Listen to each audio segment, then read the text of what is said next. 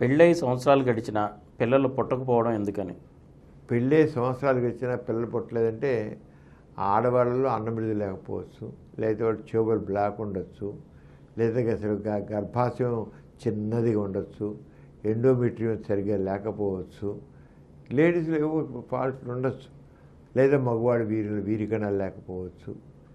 కొంతమంది సెక్స్ అయిపోదు, పెళ్ళి 3 ఏళ్ళు అవుతుంది, 4 ఏళ్ళు అవుతుంది, 5 ఏళ్ళు అవుతుంది, 6 ఏళ్ళు అవుతుంది, పిల్ల పుట్టి ఇంకా పిల్ల పుట్టలేదు, నా పిల్ల పుట్టండి మాట్లాడరు. చివరికి తెలిసి ఇద్దరు తెలుసు ఆ సెక్స్లోనే పాల్గొరు వాళ్ళు. డాక్టర్ దగ్గరికి చెకప్ తీసుకెళ్తే ఏంటండి అసలు ఏమాత్రం కన్నెప్పర కూడా జరగలేదు, అలాగే ఉంది అని అంటారు. అలా ఉంటారు కొంతమంది. విచిత్రం ఈ రోజుల్లో మరీ విచిత్రంగా ఉన్నారండి మనుషులు.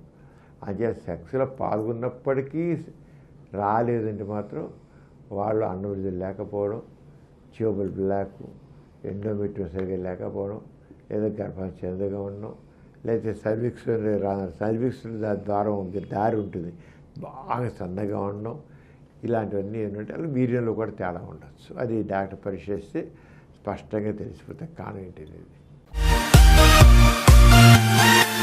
ఈ కార్యక్రమం మీకు ఎంతో నచ్చింది కదా.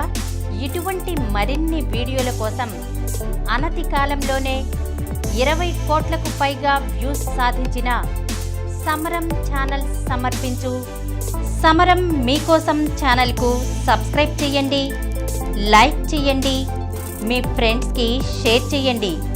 అలాగే ప్రక్కనున్న గంట సింబల్ని ప్రెస్ చేయడం మర్చిపోకండి.